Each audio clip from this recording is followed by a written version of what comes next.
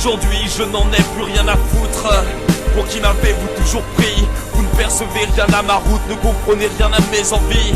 Si je devais mourir demain, je partirais avec l'impression d'avoir souri à mon destin, et ça me donne au moins l'impulsion pour avancer, exposer ce qui me prend aux tripes, exprimer ce qu'il en découle quand je me tripe. Plus rien d'implicite, j'applique et explique ce que mes démons me dictent.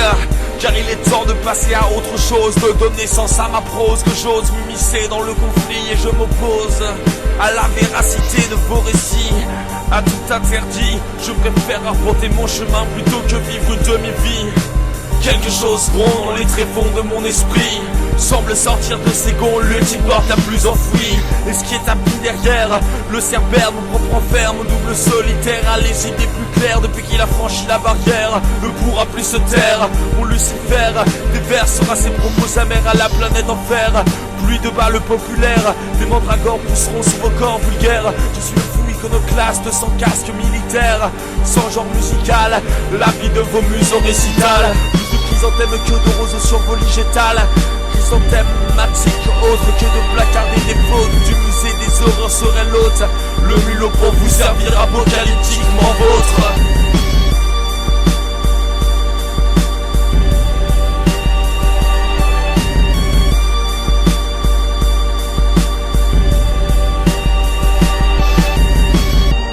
Je vous regarde vous vautrer avant que vous vous releviez. Fais une chanson pour en témoigner, qui sera exutoire ou déconne. Amour et peine assaisonnent mes missives et ses maladifs, mais tels des missiles, mes mots dans vos messes résonnent. La panique me passionne, vu que tout le monde s'en branle de Thomas quand il résonne. Le mulot va reprendre et fera en sorte que le glaçonne, car aujourd'hui plus rien ne m'étonne. Vos vies ne se tiennent qu'à des coups de téléphone. Plus personne prend le temps de se poser un moment, rester conscient face à un système qui nous la met profondément. On les laisse étendre leurs empires, on se complaît à voir sans rien dire. Le monde me paraît rempli de morts vivants sans avenir, cherchant ailleurs la flamme qui les ferait réagir. Il y a bien longtemps que je couvre mes carnets de mots, que mes stylos sont vides, mais mes sandales remplis de mégots, que je laisse délirer mon alter ego, pour oublier que nous sombrons peu à peu dans le chaos.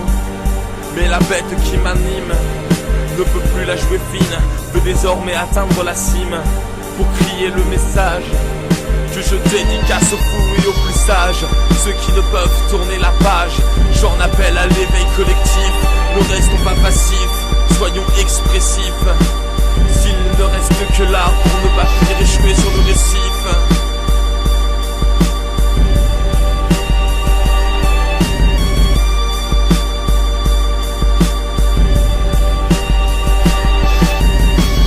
Car ils peuvent proclamer haut et fort qu'ainsi nous évoluons, peuvent profaner un peu plus ce en quoi nous croyons.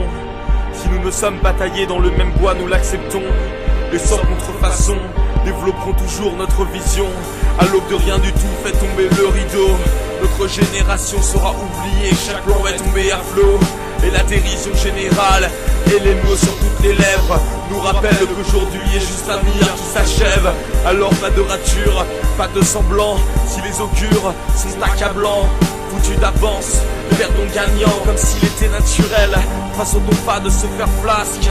Comment se sentir pousser des ailes quand même le stupor que des masques?